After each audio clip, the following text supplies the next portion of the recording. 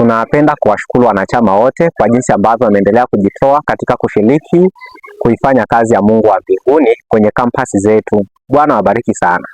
Mungu azidi kuonekania siku zote. Napenda kutoa wito huu kwa wanachama wote wa TUCASA wakati mwingine tena wa kwenda kushiriki kazi ya Mungu wa mbinguni.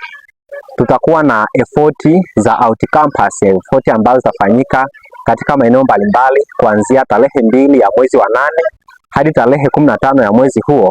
Efoti hizi zitafanyika katika maeneo ya Dodoma, maeneo ya Mpwapwa, eneo la Kondoa, lakini pia Manyara, eneo la Kiteto. Tutakuwa na vituo vingi sana ambavyo Mungu wa mbinguni amechagua kwa mwaka huu tukaweze kutumika huko. Hivyo wito wangu kwa wanachama wote ni kwamba kila mtu ajitokeze tukashiriki katika mahubiri haya. Mahubiri yatafanyika ikiwa utajitoa kwenda kushiriki kwenye mahubiri haya.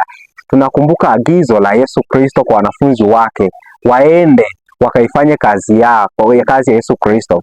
Walianzia Yerusalemu, lakini si tu kuishia Yerusalemu, alitaka waende na mahali kwingine hata mwisho wa dunia.